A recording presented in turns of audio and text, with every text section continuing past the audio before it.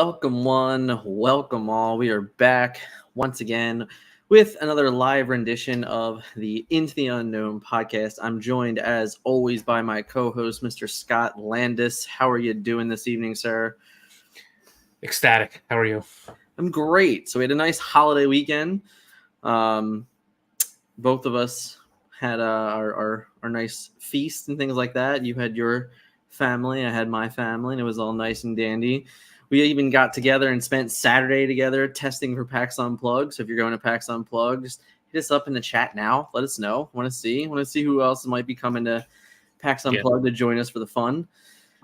But yeah, so we haven't been live in a little bit. We've been a little bit busy. Our schedules have been kind of conflicting, so we haven't had the opportunity. But since the last time we were live, we had a whole set come out. I'm not really, but you know what I'm saying. So what's the early feel for Rise so far with you, Scott? What are you really enjoying about it? Enhancing and changing existing strategies, I think, is what the biggest thing for me is. There's also some new strategies as well, but to me, it's really like a complementary set to me more than like a primary. Like, I know it seems like a lot of the cards are like, for certain decks, the cards that arise are like the forefront, but for other decks, it's like they just make what was already good even better. Even if you look at like certain strategies that even have like a ton of rise cards, like right, the core of the deck a lot of times is still like the win conditions, the way the deck flows, like the reason the deck works a lot of the time is still the chapter 1 cards, in my opinion. Yeah, which is fun because part of this episode today, guys, we're going to be covering those cores that we discussed as our opening video after the release of Rise. We analyzed everything. We gave you guys a bunch of cores, and we did those 14 cores. Today, we're going to be taking a look at some of the cores, how we meshed them, and where we started. That'll be up in a little bit in the episode. So if you're looking forward to that, smash that like button for me. But for now, we're actually going to start with questions from the podcast. I'm going to bring it up on screen, and we're going to run them down. That looks kind of terrible. I hope everyone can read all that. I'll do my best to read a little bit better myself. So our first question, hold please. I'm messing this up terribly. All right. So our first question is, can you talk about how you think certain legendary cards may evolve in the meta as new cards come out? Do we think Rapunzel will always be the best of set 1, or could a card in set 3 or 6 come out that makes her less relevant? Could cards emerge that make Ruby stronger and suddenly the 4 lore of BLT makes it much harder to counter? How often does rebalancing like this occur in other TCGs and affect card values of your ability to reliably invest in certain cards? Any thoughts on this would be greatly appreciated. So first and foremost, we can both agree that was like 17 questions at once, which is why I included it. Right. I made a joke when he posted it. Whoops, I messed up. When Rizith posted it, that was like, this could be a whole podcast in itself. So because of that, we'll kind of bring it down a little bit. I'd actually like to work backwards, if that's okay with you. Sure. I want to discuss kind of how important the first sets of games are and how that financially impacts like the next several sets. So what is your viewpoint on this observation of how important is it for chapter 1 cards to still be relevant in chapter 2 and so on and so forth? From a financial perspective, or just like how important is it? We can talk about both in a little bit, but like just from like it's really important that in set 1 we get cards that are always going to be good or as good for as long as they possibly can be. And how does that actually impact financials of saying like, I'm okay and I'm comfortable committing to buying a playset of this card under the assumption that it's going to be good for, let's say a year. Sure. So I think it depends on the game. Like, so in most of the games that I've played over the years, and I fully admit that I haven't played a new TCG in like 5 years, right? Like, so the last time I played a new TCG, it came out like 5 years ago with Transformers. Right. So I don't know how some of the newer games do this, but in any game that I've ever played, the set 1 always forms the basis. Mhm. So set one always has and every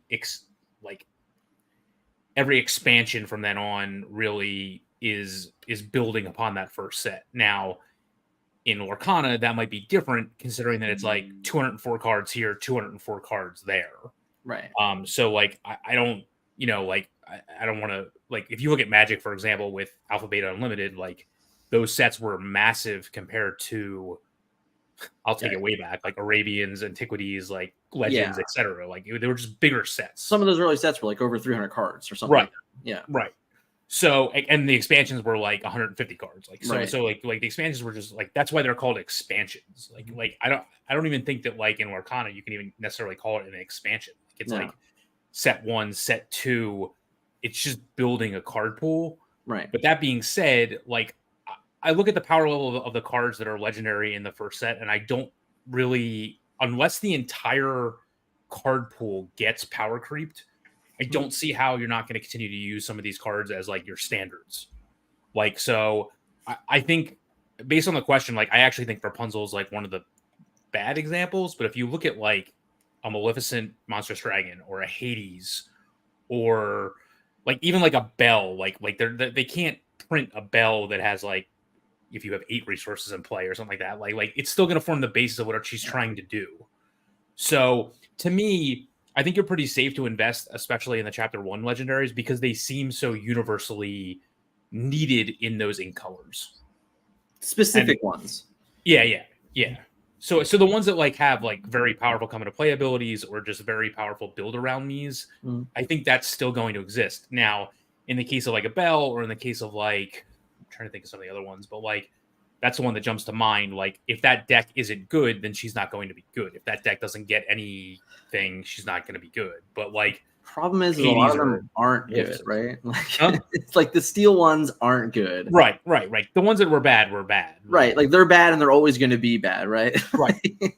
Like, can John Silver get power crept? I mean, I think he probably already has. Yeah. So like, yes. I'm trying to think what some of the other ones even are at times. But like, like Rapunzel at worst is going to be a 1/5/2 lore for 4.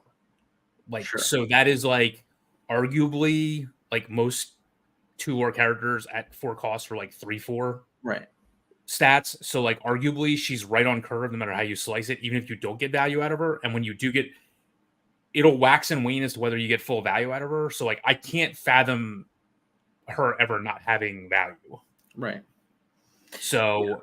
I would say yes, you're pretty safe to invest in the legendaries that are already good, but I wouldn't necessarily like take a chance on the ones that like could go up from here because they've already been proven to be bad, if that makes sense.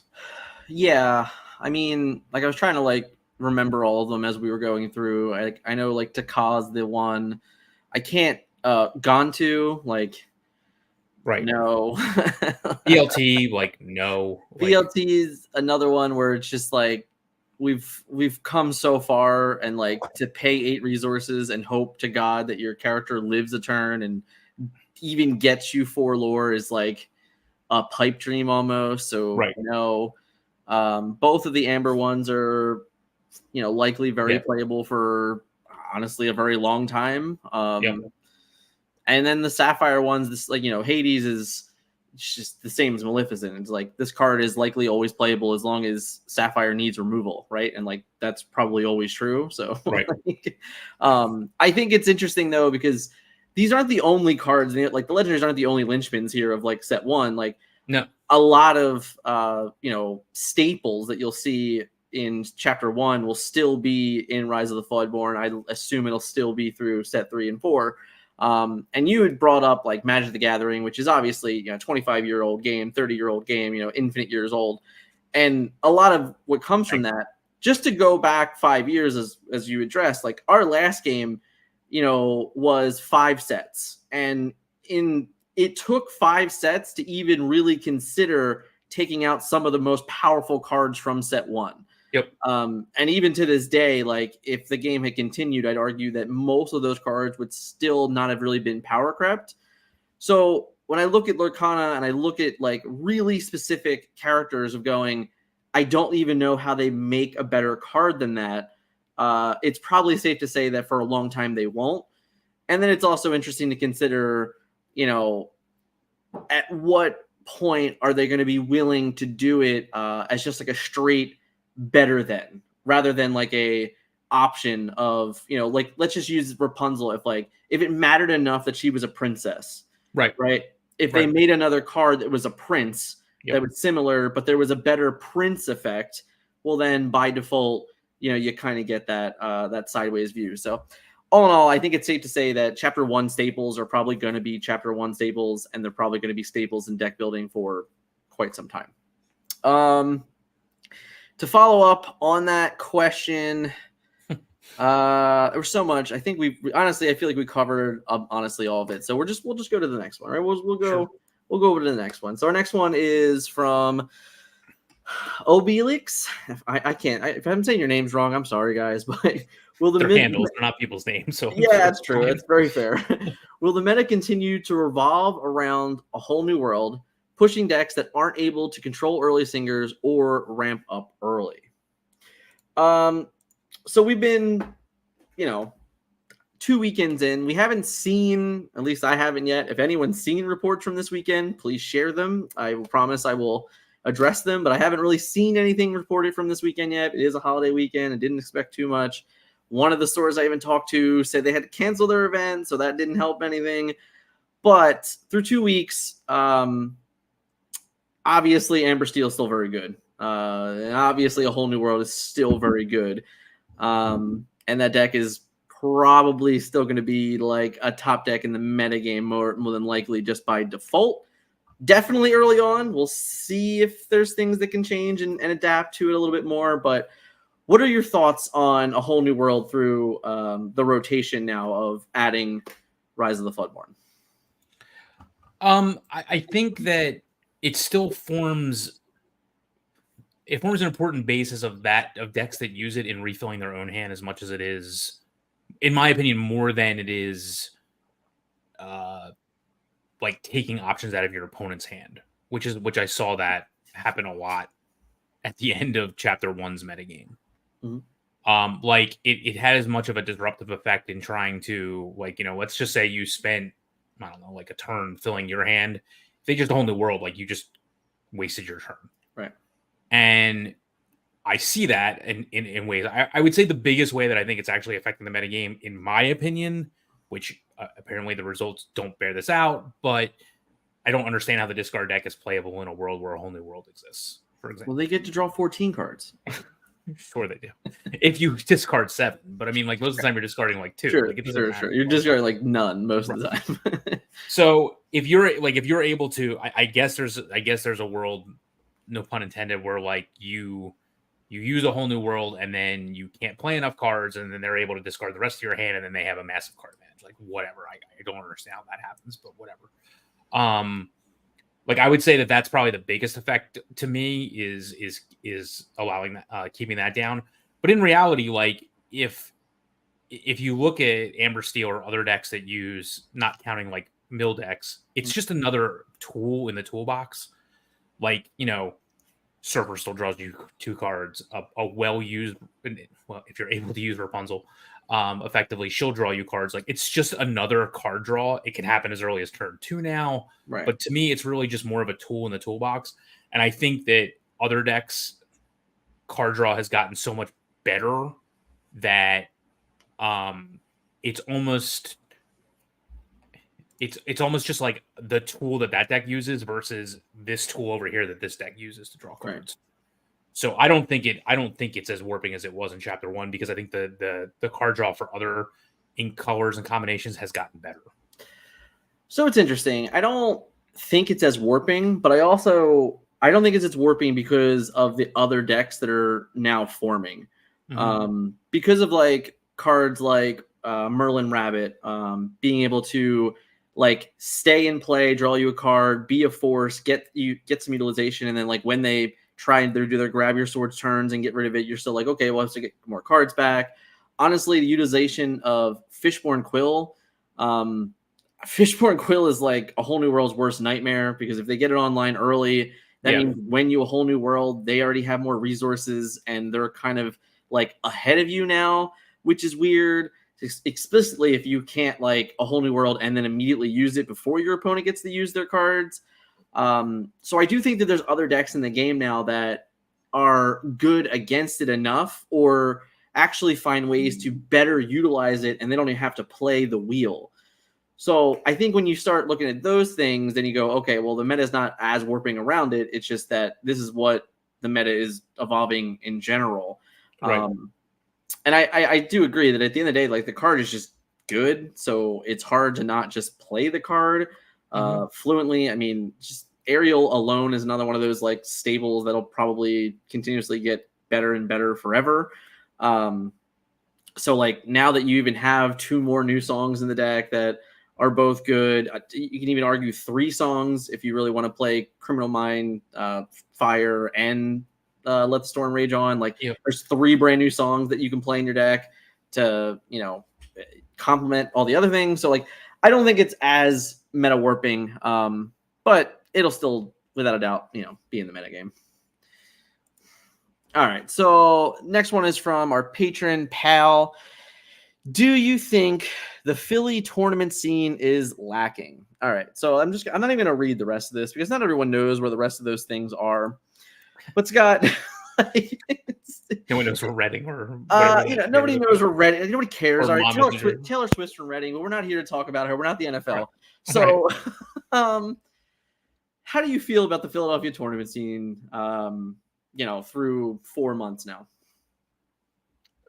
Again, are we not counting these outlying areas? No, because they're not Philadelphia. So, like, if we're counting the Philadelphia tournament scene, we don't have one. But we never have one in a lot of games. So exactly. But I wanted to cover that first. Right. So, the question is like, is it? Do we feel that it's worth it? That like, in order to play the game, at a competitive level, we have to like travel 90 minutes, 2 hours to play in these events like every week or every other week. Like, so the fact that Philadelphia does seemingly not want to pick up the ball and like host events, even though we have like 3 to 5 stores that all ran starter deck events or all sold product early and moved product and had 30, 40 people in line waiting for product. It seems like none of these want to actually commit to the game. So, but only one of them has a Philadelphia address anyway, in fairness. So sure. So you have to have the argument both ways. The other 2 are like Greater Philadelphia, and Reading is like not Greater Philadelphia. Right. I'll give you that. But if you want to say like right over the bridges in South Jersey, and you want to say like, I don't know, down to to understand, like our Facebook group is called Philadelphia, South Jersey, because like for us, that's like a half hour area. Yeah, and in that half hour area, there's probably three stores that I think are at least selling Lorcana and having league play. And then if we go another like 15 minutes, like in the other direction, then we have another like 3 stores are covering it. So there's probably like 6 or 7 stores in an hour radius of Center City, Philadelphia. Mm-hmm. But none of them have really gone above league play yet. Yeah, I would agree. Well, they've had large release events for both sets, but they don't do anything past that other than league play, which is what I mean. All I can say is their weekends are dominated by other games. For some of them, it's a real estate problem. Like there's just not enough gaming space. I know. I mean, 3 of the stores are affiliated with one another. And like, for example, when they have massive other game regionals, they usually have them at the convention center and things like that. And we haven't reached that point yet. So we're like, when you're at a middle ground point where like you can get 40 to 50 players, it's different than when you can get 200, and it's different when you get like 20. Right. So, I don't know. It's hard for me to say why certain stores won't make that leap. Other than it might be a product thing. They might be hearing too much from their own people that come in on a regular basis that there isn't enough interest because of inventory issues, which is definitely possible. But I will say that if you are willing to travel, an hour to 3 hours from us, that there's a lot more that opens up, and a lot of those stores are just more willing to take the chance. Yeah, and my addition to that is just like pick your battles. No one's, listen, I'm a father of 2. You know, like I got a full-time job. I create content for you guys on the side. Like I'm doing a million things every day. It's like I'm not going to go to every single Lorcana event. Like I'm going to pick my battles. So like, yes, there might be one in Reading this week, and there might be one in, I don't know, North Jersey next week. It's like, okay, like I probably can't go to both of those. I can't commit to both of those. So if you look at the scope, if you're in the Discord, right? I mean, there's plenty of people from the Philadelphia area that's in the Discord. If you're in the Facebook group, like you can see when these events are coming up, and you can go, you know what? Like I can't go to that one, but I'm gonna shoot for that one in 3 weeks. Just pick your battles, and I that goes for anybody around the nation, around the world. You know, if you are fortunate enough to have like multiple choices, and you can't commit, you know, to every single week, then just pick your battles. You know, like I don't think anyone's expected to say, man, I got to play Disney Lorcana every Saturday. You know, like Totally. It's unrealistic. So, you know, and at the end of the day, this is like next level conversations, but we're not at like a competitive pro tour level yet either. We're like, we're playing for points and we need to like get rating. Like we're not at that point yet. So like, it's not like this do or die attitude. Like play the game at your leisure and, you know, just pick your battles. Yeah. All right. So we got one more here from Stacks. What advice would you give to help build up a local scene as a player pushing for 1Ks at an LGS? This is honestly something that we cover, you know, probably every few podcasts. I think this question comes up a bit.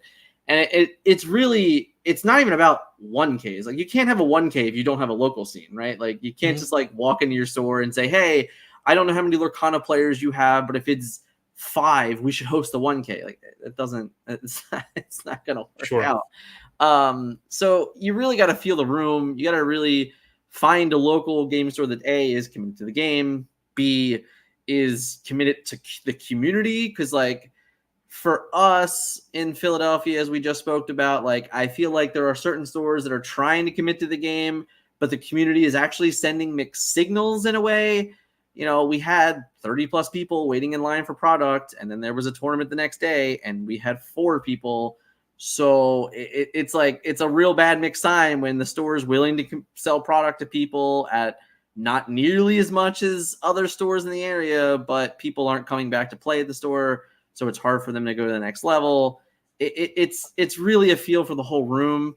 You know, if you're trying, like if you were just trying to build from scratch, like from ground zero, then I think you got to be able to kind of be willing to work a lot. You got to be able to probably show up multiple nights at your store, do some learn to plays, try and get the store to advertise that. There's a lot of things that probably go into that. So it really depends on where your store's community is and the commitment that the store is willing to honestly put in. I mean, I think the big thing is though, like having tournaments is different than having league play and hangouts. Like, absolutely. So if you're looking to build beyond the league play, what I would do is in your local area, find out the store that's doing the best and just say, hey, can we take this to the next level? You know, if there's like, even if there's like, you know, 3 or 4 stores in your area that are having like different nights and there's 15 people showing up and 20 people showing up, like if they're all different people, like could you have a, you know, could we have an event this month that's larger?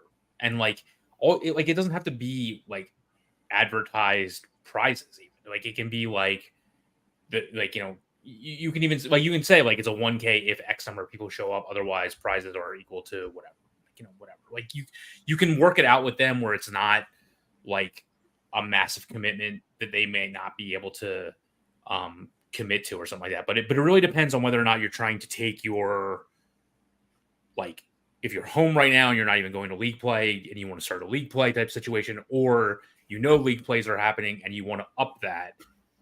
But the point is, when you have a tournament scene, these are not players you're going to see on a regular basis. A lot of them are only going to come from their local scene and store to your store that's having the larger event for that event. Right. So you can't expect those players to show up every week from then on out. So like it's just a different mentality on building the local league versus building like a tournament once a month at a store. Yeah. So I think like you said, I think we're in like that in-between phase where, there's a lot of people that seem to want it, and then there's stores that are hesitant to do it, and then there's like this awkward situation where they commit to it, and then like not enough players show up, and it's like it's really weird. And I like to blame product a little bit, at the end of the day, if not enough players feel that they have like enough to have a top end deck or a competitive deck in their mind, then they're not going to want to travel 90 minutes to play in an event, right? Like so I don't know. We'll see what December brings. For us locally, we have PAX Unplugged, and then there's also GalaxyCon in Columbus next weekend, among other events that I've seen already announced, like 1Ks around the nation. So next weekend, this weekend coming up, I should say, is a big weekend for Lorcana, like publicly, two publicly major events out there that'll definitely be covered. All of it will definitely be covered here. So if you're not familiar with us, look for it. I'll probably do a bunch of posting on socials and stuff like that throughout the weekend at PAX Unplugged.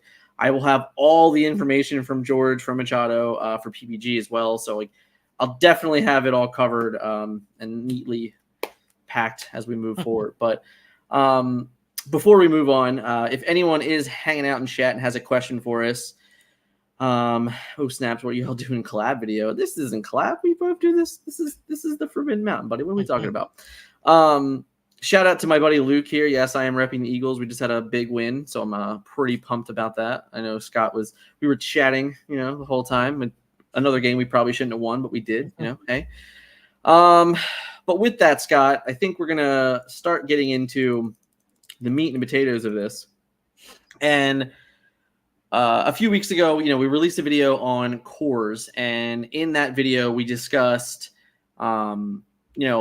where what are the general concepts from Rise of the Floodborn and from Chapter 1 and the combination of both of them, and like where you can start building decks with.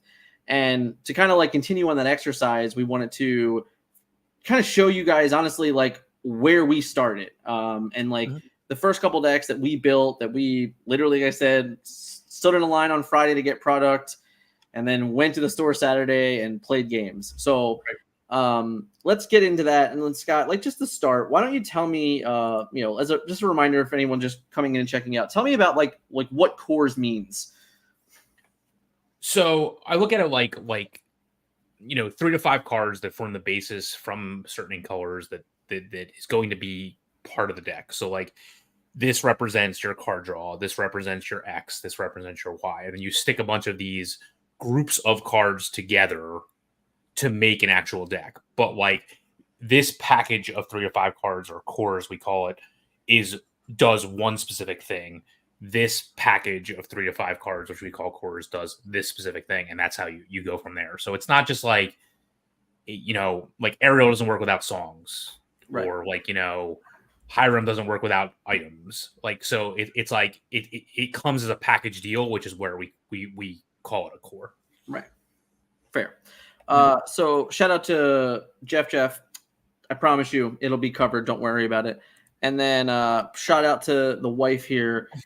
We'll answer this at the end. I think that's a fair answer at the end here. All right. So for us, if you guys have seen this before, we're not going to go through this entirety, but we had the couple of the different cores were Amethyst Card Draw and Steel Control, and we discussed the goals for them, the opportunities, the weaknesses. If you're listening on audio, you'll have to check out the video and check out the slides, but just give me like a brief summary here, Scott, of what opportunity these two combinations have for one another. So Amethyst Card Draw forms the basis of most Amethyst decks, to be honest with you.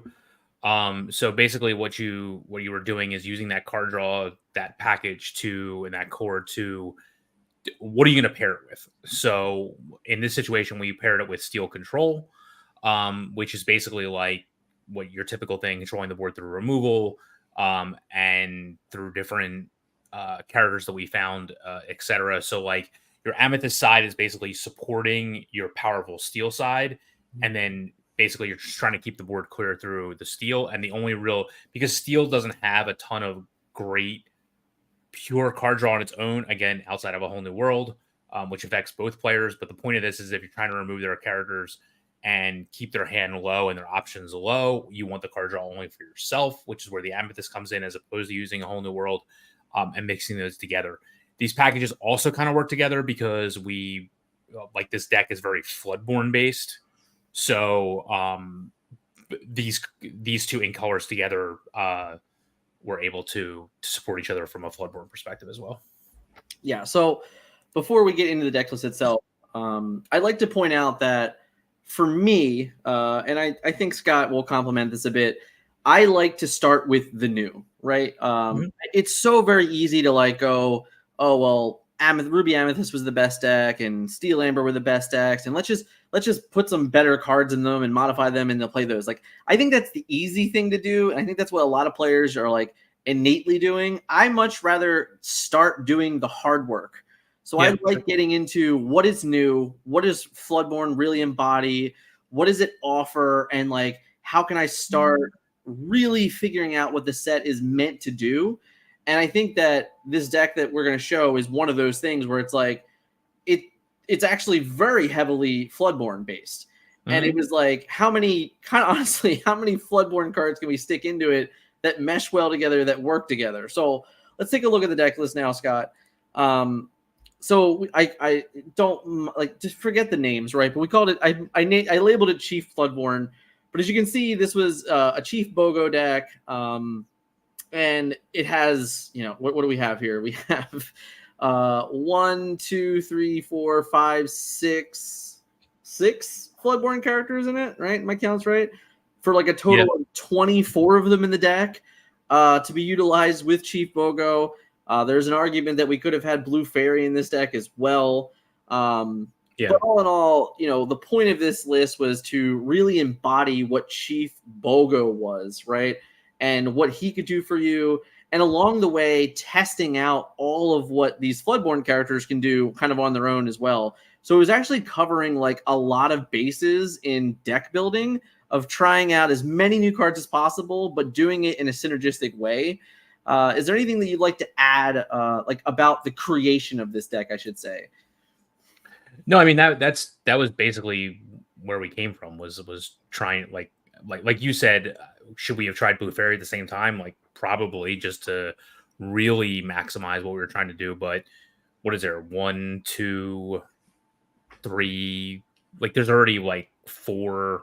There's already 4 or 5 pure card draw elements to this, and then like a bunch of sifting as well with the 1-drop Simba and the 1-drop and the 2-drop Cinderella. So like, I didn't think we needed Blue Fairy, but I mean, I've come to discover that more card draw would help.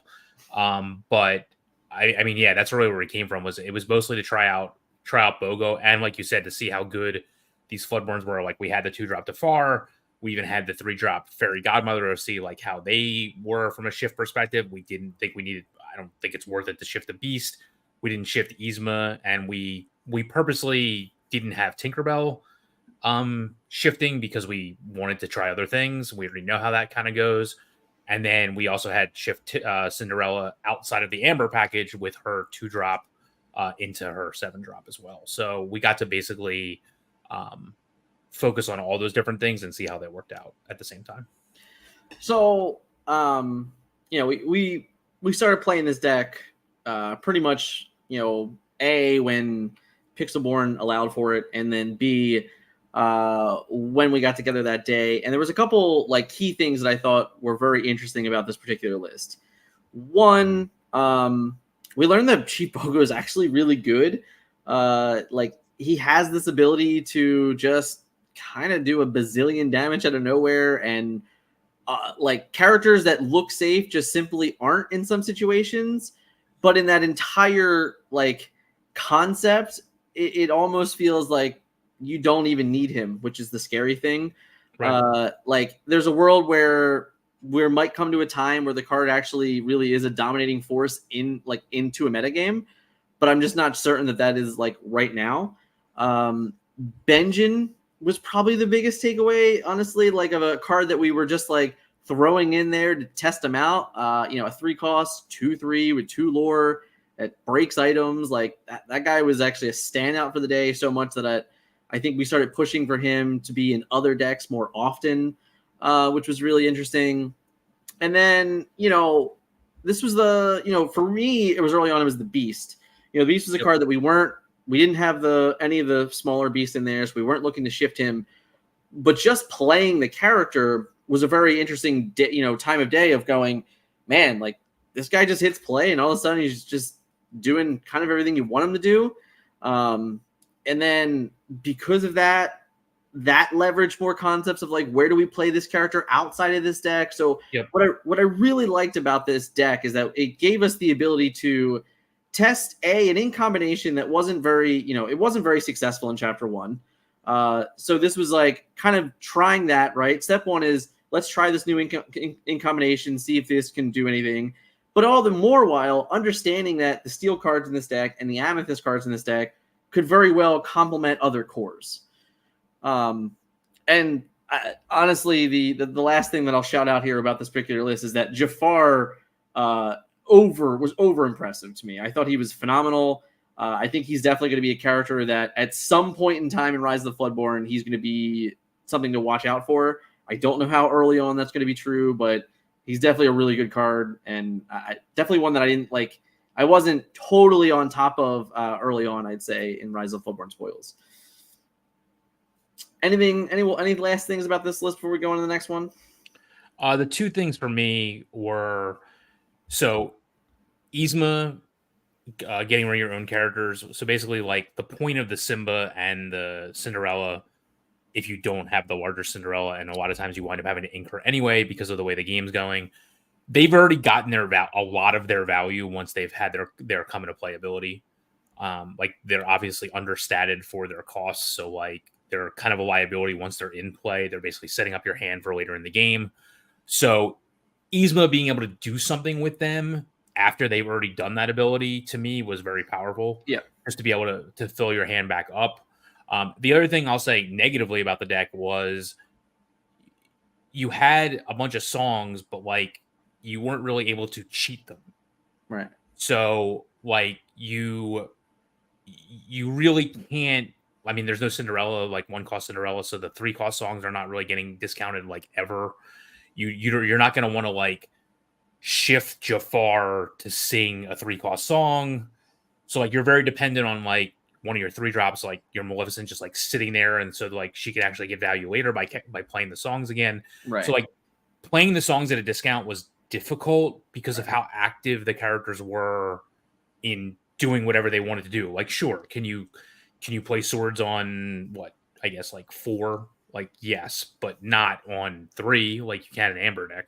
Right. So like basically like we were just using these songs as like, okay, I can have a more efficient turn by using my beast to sing grab your swords and then having 5 ink to do something else. But like it was a very, like the deck was very fair, is the best way I can explain it. And it doesn't seem like it's fair on the surface because like you are cheating cards into play, like you are drawing a lot of cards and things like that.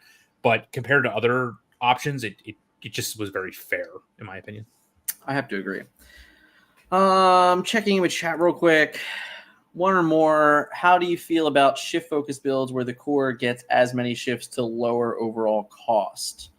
I guess in a way that's kind of what this is also trying to do, but I also argue like the deck coming up might kind of be a weird interaction for this as well. But I guess it's just if you can utilize the shift cost and you can hard mulligan for what you're looking for, then hey, go for it, right?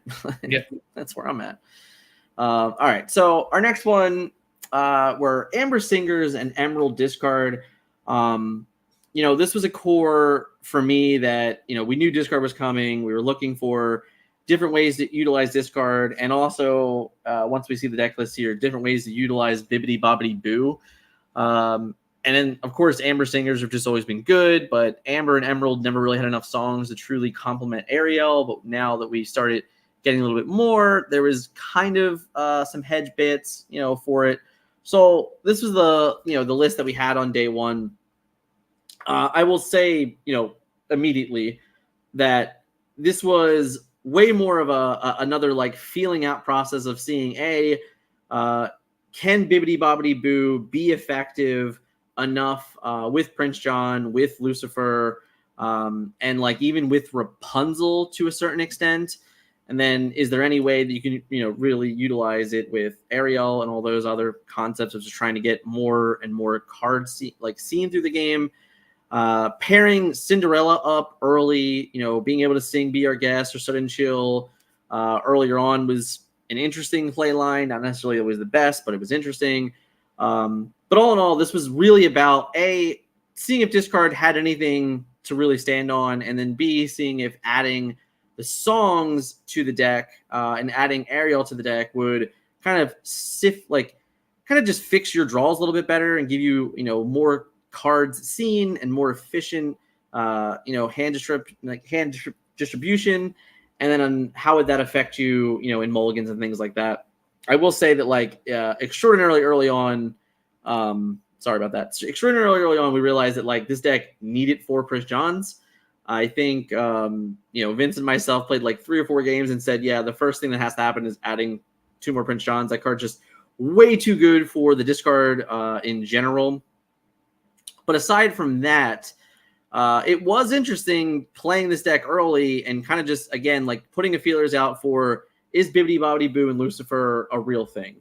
From where I'm standing, yeah, it's a real thing, but it's almost, in this particular version with Amber, it's very similar to Belle, in all honesty, where it's just too little too late, or ironically not enough, because your opponent, a lot of the efficient decks we're seeing now, and some of the decks we're going to talk about soon, is your opponent's just already drawing cards on turn 3 and turn 4. Mm-hmm. So if you can't actually get the cards out of their hand earlier enough or more efficiently, and this deck just wasn't really capable of doing that. Now, there were plays where, I had Cinderella on 1 and Finn on 2, and then I played John on 3, and then I go Sudden Chill, which was really efficient, right? It sounds like Christmas Land, but it happened a couple times. But aside from those games, it was really difficult to really kind of utilize the Cinderella well and utilize the Ariel well, and just really turning very quickly that this version of it with the Bibbidi Bobbidi Boos and the Lucifer was probably not going to be the better version. And then the good news is that even that day we had seen a deck win a 102 player event that was Amber that was Amber Emerald, and it looked nothing like this. Well, it was similar enough, but it didn't have the song package and things like that. So what was your takeaway so far from Lemon Line Discard, not necessarily this deck list? It's not good enough in my opinion. I agree that you have to hard mulligan for Prince John, which means, really that's the way to make cards like You Have Forgotten Me become less of a take the turn off when you're making them discard and you're drawing 2. But the card draw to me is just so efficient in the other ink colors that I played against this deck multiple times, and it just becomes okay, yeah, I'm out of cards, but if I top deck something, you're not putting the game away. Yeah. I see a lot of them use the Shiftland Rider and things like that, and it's if I draw a single card at all, and just and you don't keep up the pressure on your discard on your end, which seems difficult to do, he's not going to be questing for 4 lore, etc. So I don't know. I've seen where the deck works. I've seen where it doesn't work. I still think this deck was built specifically more as a Bibbidi Bobbidi Boo deck than a pure discard deck. But like you said, we learned earlier on that route was probably the more powerful route, and we're still trying to find a way to use Bibbidi Bobbidi Boo effectively.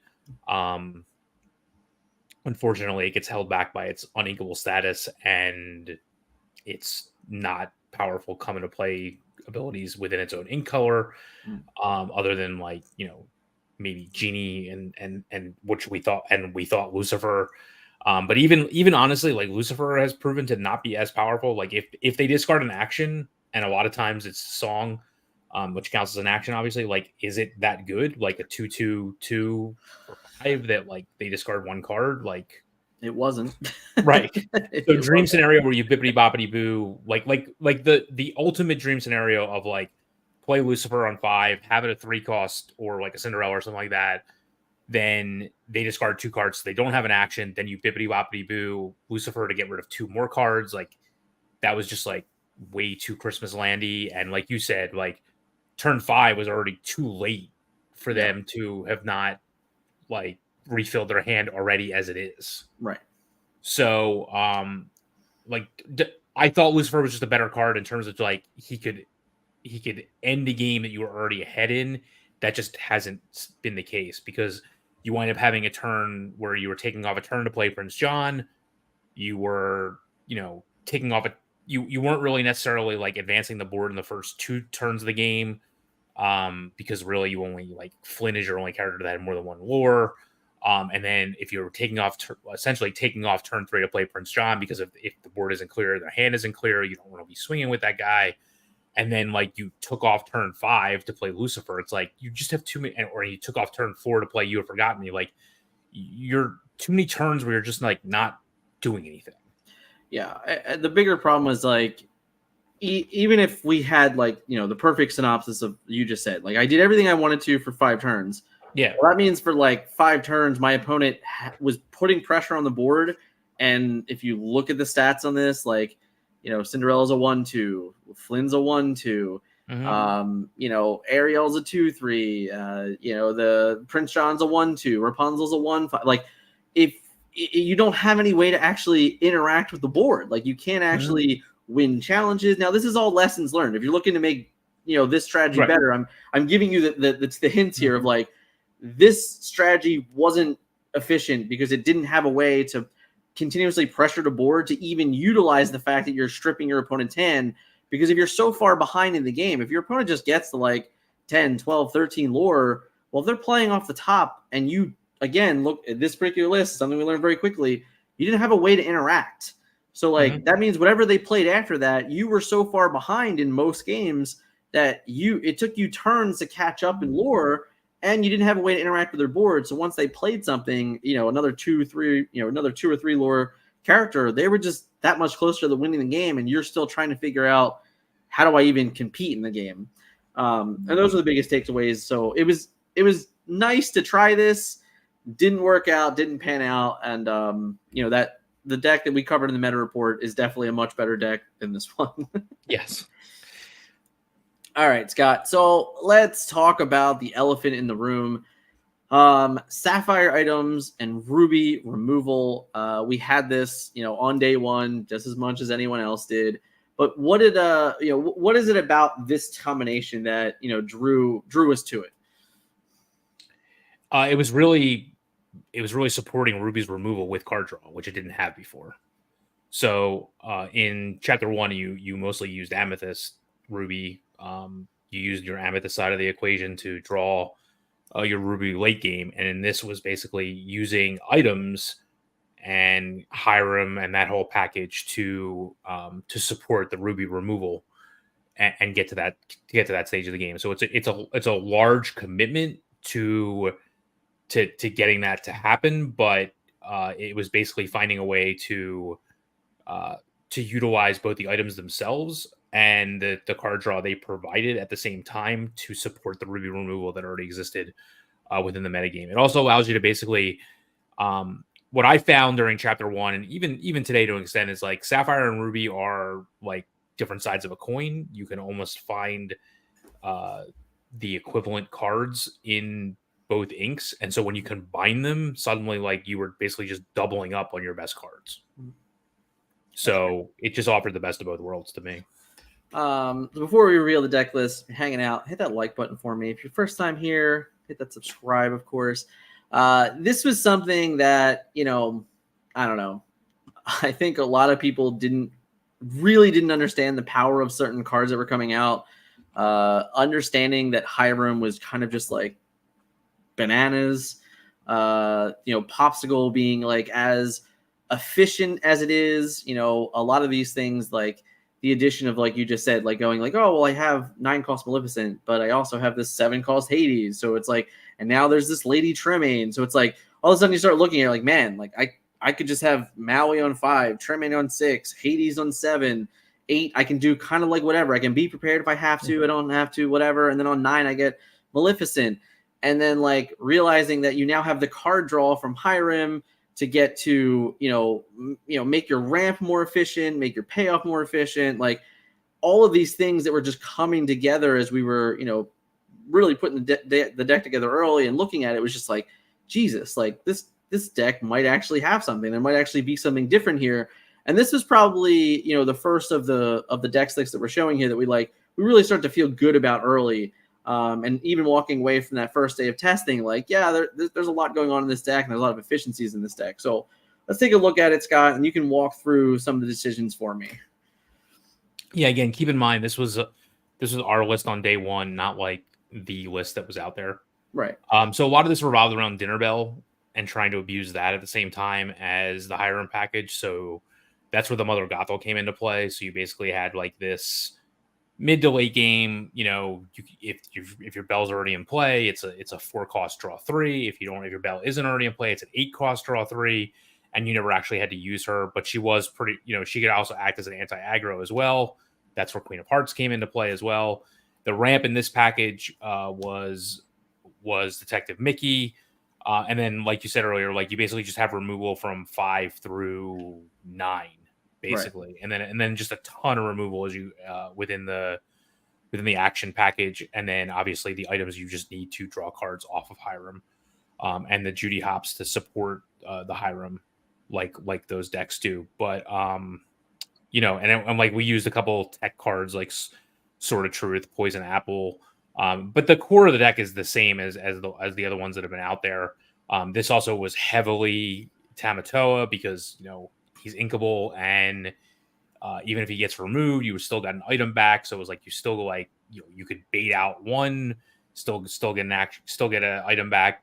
Then eventually he could close out a game, and you could just basically keep like feinting with keep playing more of them, because he would always gain you some kind of advantage, even though like you don't want to lose him necessarily because he can easily win you a game. But if by playing 4 of them, it meant that you could basically chain them over and over again. And so on and so forth. But I mean, it's basically like it's old hat at this point to be the original Hiram lists, and obviously they've morphed from there. But like this is pretty much not much different than the initial lists that were out there that we've seen in other times.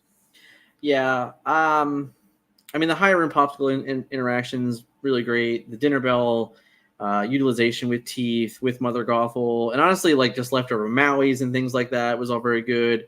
The Fishburne Quill being able to actually like take the tech cards and still utilize them as resources was quite relevant in the early games of testing and saying like, it doesn't hurt to play these cards because like when they're bad, I can just quill them. Quill was, Quill's a card that in chapter 1 was really only utilized in like one deck, and that deck like couldn't get over the hump in the metagame. And this is the opposite. This deck really feels like it just encompasses what you really want, being able to get all the excessive draw power and utilization, and then like in the end, like when you don't need Quill anymore, you can just be like, I'm gonna Hiram it away, I'll just draw the cards from it. Kind of already did everything I wanted to do. I think that's like really the core like interesting factors of this, but like it really was kind of a starting point in the set of going again, like what new in combination is there for the taking, and realizing that in chapter 1 this combination just could not exist because the draw power simply didn't exist.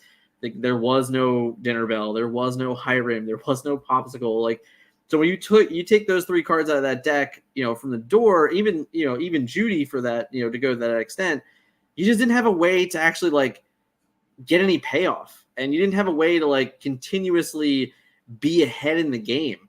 So because of that, this deck could never exist. But just Hiram alone almost makes it possible for this deck to exist. Agreed. Yep. Like the other, like Popsicle is a huge factor, but there's Magic Flower, there's Gumbo Pot, there's a plenty of other cheap items that you could play along the way that still get the draw 2 effect when you play Hiram. So like just him alone is probably enough to push this deck into like, playability. But everything else that we got to factor it makes it a little more interesting. This deck is, I think for one, this deck will be in like the next several weeks. We'll see this deck continuously evolve, see different takes on it, different versions of it. I think, for us, early on in testing, the 2-cost spot is like the most flexible spot ever. And you just never actually end up knowing what is important, what is needed. And I think that's a really interesting point. I think deciding how much ramp you actually want in the deck is a factor. How much removal is too much removal, ironically. So there's a lot going on with this deck early. It's been really fun to see this deck already kind of see some success in some lower level events and things like that. I'll be really interested to see how this deck performs, at the next couple weeks of 1Ks and things like that. All right, so let's get into our last deck. Again, Ruby, because Ruby's really great, and another look at Steel. This is another combination that in Chapter 1 was just almost impossible, right? There just wasn't enough to really complement, kind of similar to the Sapphire stuff, to where you didn't really have enough draw power and enough ways to like really look at even the potential for this deck to be consistent. And I think that's one of the key factors here is consistency. And red, Ruby now having layers of consistency, and Steel having layers of consistency, utilizing some new combinations of characters within the deck. Right. These are, if we haven't made this clear already, these decks were from a week ago. Like this was like literally where we started, like days before we even had cards in our hand type thing. We're not telling you that these are the best decks that you can, or the best versions of the deck anyway. I'm not trying to do that in any fashion. Just in case if you're coming in, you didn't hear that beforehand. None of that. No one is claiming that this is the best version of that deck and that these decks aren't capable of becoming better. This is more of a lesson of where we started and why we started. So with the Steel and Ruby, our teammate Christian has been kind of playing this deck for like 10 to 12 days now. And this is like the Shere Khan build that we were really just trying to go forth in our cores about Shere Khan and things like that. So Shere Khan, Scar, we're back to Jafars again. We have the queens here and the Floodborn queen, and we're really utilizing this even to the further extent of pick a fight here, of gaining lore through challenging and then gaining as much additional effect through challenging as well. So this is like, like let's just look at the probably the best case scenario. The best case scenario here is if I can somehow challenge with my Tinkerbell, draw a card from Queen of Hearts, gain a lore from Shere Khan, take out a character, and do additional 2 damage to another character. I just did a million things from one challenge. So that's kind of what this deck was trying to embody, and it is what it's trying to embody. And it's really, I personally haven't seen too many Shere Khan decks out there yet. For us, it's a card that we were pretty high on early on. Its effect is very powerful. Gaining lore through challenges is a big deal. And this seems to be, a way to really leverage what Shere Khan has to offer by getting kind of more out of the characters that you want to be challenging with anyway. For you, Scott, looking at this deck, I know that this isn't one that you were focused on, but what would you pick out of this deck of like things that you actually kind of like about it? I think what I like about it is the ability is pick a fight and the Queen of Hearts together. So it's similar. It basically turns all with the Queen of Hearts in play and playing a pick a fight, like you're basically turning all your characters into Jafars. So as long as they can take out somebody, which is, I don't think you would play pick a fight if you weren't going to take out a ready character. You're turning the disadvantage of the deck, which is if you can't challenge, you can't like the deck doesn't work. So if all their characters are ready, for example, we see a lot of that going on. You're basically able to turn pick a fight into a cantrip, basically with Queen of Hearts. So you take out a character that they're seemingly hiding, and you were able to challenge it, banish it, draw a card, hopefully out of it. I'm like like you said, there's obviously Christmas land scenarios where you can do even more. But to me, that's the basis of the deck is pick a fight and Queen of Hearts, Yeah. and then you just build from there. So like the main thing for me, I mean, I have not tested this deck, but like the main thing for me would be to see if that interaction is good enough, and then continue and then try to build out from there. Yeah, and we can see the Floodborn Beast, which is kind of that discussion earlier of like the Floodborn Beast seemed to be pretty good in the Amethyst deck. Where else can we slot him in? I think this is actually a pretty good deck to slot him in with because it does offer another way, like additional draw if you can't get your Floodborn Queen on early. So this is still kind of recovery later on in the game. The sifting with Zimba and with Cinderella kind of helps smooth out hands. This particular list does have a fair amount of unthinkables, if I remember. Actually, it's less than I thought it was, but it's still 4, 8, 10, 12. All right. It's not, I think there was more at some point in the list where it was a little higher. I thought the sifting was a little bit more important, but this is still just about finding the better cards. What I find interesting so far, and this is maybe just kind of a topic of Tinkerbell, but it feels like Tinkerbell is now just most of the time a 6-cost character, and we're not trying to Tiny Tactician anymore. Why do you think that we've moved away from that? Is it just because like there's better 3-cost characters now? I mean, even at the end of the chapter 1 meta game, that was happening a lot. So like, there's just better things that she doesn't need to come out early, and she just becomes vulnerable early. To be honest with you, like a lot of times, like she's going to actually wind up being like, if they have a queen and you're running into that, like she's taking 4 damage, which means it's not gonna be hard to get her off the board at that point. So it's really her coming to play ability and doing one across their board that is more powerful than her combat ability. So, and if she survives that, like great. But often to get that secondary ability, she obviously has to take damage. If you're not playing Rapunzel, then like that damage is going to stick. So, especially in a deck like this, like basically any deck that you're not running Rapunzel, in my opinion, like she just takes too much damage. And if you were to shift her, you're not 2-for-1ing yourself because you wouldn't be playing her if you were 2-for-1ing yourself. Like you just wouldn't shift her unless you were getting advantage. But you are going to be wind up using 2 cards in the long run that I think like you can just do more efficient things on turn 4. Like now you have like in this list, you have Bogo, you have Jafar, etc. Like there's just other things you can be doing there. Obviously, if you can shift her and still play Grab Your Swords, that's still really powerful. Right. But there's other ways to do that in this deck, like with Queen of Hearts and things like that. Well, even ideally, like now Bogo is kind of offering that in a way itself. True. So if you have Bogo in play and you can just play her on 6th, then you're still getting 2 damage across the board without having to sing with her, which is honestly enough in most cases. So, but yeah, so this is kind of like again another deck that just couldn't exist in chapter 1. Obviously, there's a ton of Floodborn characters, the Floodborn synergy, and the whole synopsis of Shere Khan and what he can have to offer you. But it really the purpose of this this particular podcast was just understanding like where we started and why we started there. And again, like I'm not telling you these are the best decks in the world.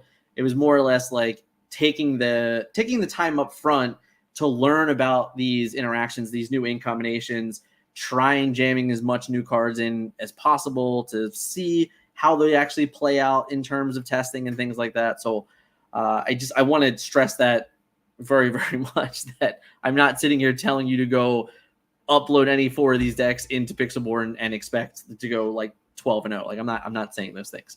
But through this first week, Scott, like let's just discuss like what are some of the things that like you've really taken away from the first week of playing with Rise of the Floodborn. There's a ton of card draw.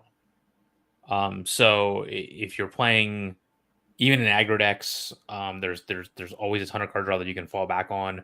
There's a ton of ways to interact with the boards. But I will say that there is not a lot of challenging that occurs.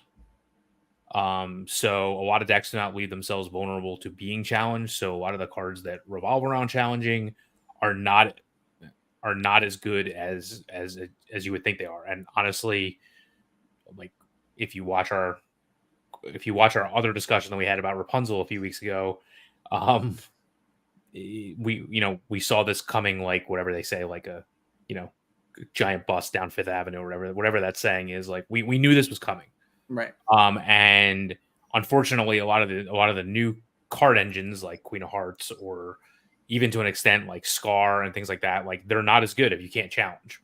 So, and there's a lot of not challenging going on in the format. So, that's part of it. So those are the two biggest things that have stood out to me is a ton of card draw and not a lot of challenging. Yeah. I think that's a good sum. For me, I guess like some cards that I was like, I felt really confident about that I was wrong on. Like I felt that Prince John was like potentially win more, but it's actually like need to have it. I kept kind of comparing it to Detective Mickey for Sapphire ramp decks, where it's like in chapter 1, it's like if you didn't have Detective Mickey on 3, your deck just didn't do what you wanted it to do, and the rest of the game was just kind of awkward as you're trying to like fill the void on that turn that you just like never had. Prince John feels like that very early for Emerald discard for me. It's like the games where you play him on 3 are awesome, and then the games when you don't, you're like, well, now my you have forgotten me doesn't draw me cards. So like now I had like some awkward turn 3, and my follow up was like, yeah, I discard 2, which is great, but like if I'm not refilling, I still kind of took a turn off to not affect the board in any way. So it's like there's a lot of just problems that like down the as the turns continue, that like missing that Prince John is really difficult. Honestly, the first time I read Hiram, I was like, this card's going to be good. But until like the first games I played him, I didn't realize how good the interaction of just the amount of cards that you can draw out of a 4-cost character, him having 6 health, just way better than I was kind of honestly giving him credit for, even if I thought he was a good card. And if I could pick another one, I don't know. I'm still shocked that more people aren't playing Teeth and Ambition. For me, early on, just having interaction with the board for Ruby is just too good not to be able to have. Even in a world where you are playing Queen of Hearts, just having more options to it that's inkable. Like, I think that's the key factor here is that, like Ruby Amethyst's problems in chapter 1 was that like all of your interaction to the board early on turns like 2, 3, 4, and 5 are mostly uninkable options. Well, now you have a ton of inkable ones. Mm-hmm. So like just understanding that like how much more inkable options Ruby got is just making deck building more fluent. And I think that helps a lot for multiple Ruby decks in the format. But yeah, I don't know. I think that it's been really interesting so far. I play a lot of games. We've spent already 2 days testing plus Pixelborn testing. So like been a lot of games already early on. Definitely getting ready and excited for PAX Unplugged. Any final thoughts on the first week of Rise? No, I mean, like this is where we started, and it's been evolving every day, if not multiple times a day from here. So, I wouldn't say that all these strategies are like as out the window as they were, but like some of them have been shelved for now, and there was a lot of lessons learned early on. So, yeah, I think the biggest takeaway is starting where we started helped us understand like where we needed to be right now. Mm-hmm. And there's also like, listen, don't get me wrong. Like we hear, we cover the meta every week. We're constantly following all of the reports that are out there. Like you can see the week 1 data for Pixelborn that came out. You can see the week 1 meta reports and the events that came out. There'll be a week 2 meta report coming out, hopefully on Tuesday. If everyone cooperates and release deck lists, then you'll expect the meta reports on Tuesdays. We follow that. And it's also important to note that like some of these decks are made for a metagame that doesn't exist. Mm-hmm. Like that, for example, the challenge deck with Shere Khan, like if there's a bunch of decks right now that aren't allowing challenging, then that card, that whole deck's like concept doesn't work well enough or not effectively enough because challenging it's not a thing right now. So mm-hmm. while Pick a Fight goes a long way and Cinderella can go a long way to get you there, it's like if you don't have one of those cards, what are you doing? things like that. So it's a lot of lessons learned of, proof of concepts and things. So all in all, I'm happy with where we started. I'm happy with where we are now. I'm definitely excited to see how it plays out over the next couple weeks, to see if we can ever come back to any of these things and kind of take those lessons early on to, really just continue growing the metagame as itself. Yep. All right. So I want to go back and I want to cover, I said I would do it, Scott. What advice would you give to someone who is going to their first Lorcana tournament? I would say be methodical in what you're doing each turn. Always announce what you're doing. Always announce lore changes for both sides. So this is the habit I got into actually playing like Magic and World of Warcraft. Like, like if you would, let's just say you like, even if turn 1, like you're, or like turn 2, I guess, like, you quest with a Lilo on turn 2, like you're like, okay, quest for 2, 2-0. And so later, like, if it's like, if you're like 8 all, like you quest for 2, you're like 10-8, things like that. Like you just constantly say like what the lore is at, so there's no confusion later on. Like you can't take notes beyond that, so like you can't have a situation where like you can go back and figure out what happened. So I like to just continuously announce it, so that way there's no confusion on any one given turn as to what's going on. Like obviously, like know your own deck. Don't be intimidated by what your opponents are doing. Just play your own game. Play at a reasonable pace. I would say, like, if it's your first event, I think you're ultimately probably going to be playing pretty slow, but don't take forever. I guess you would say, like, as I said to one of our testing partners the other day, every turn is not Magic the Puzzling. Right. Like you don't have to, like, every turn is not like life or death. So like as you play more often, I think you get faster and you see certain scenarios happen over and over again. So like certain plays become second nature, but that's not going to happen right away. But it doesn't mean that like you have to worry about like what the best thing you could have done was. Like just do what you think is right in the moment, and you can always go back and like mentally review what you did and learn from it. It's always going to be a learning experience, so just take that for what it is, and just enjoy the opportunity that you have to actually participate, as opposed to worrying about like that you do everything right. Yeah, and then I've had several tips videos on this channel already. Ask questions, like don't be afraid. If there's something that happens that you don't understand, ask the question. If you don't trust the description of what happened, raise your hand, call a judge. Judge will come over, they'll explain it.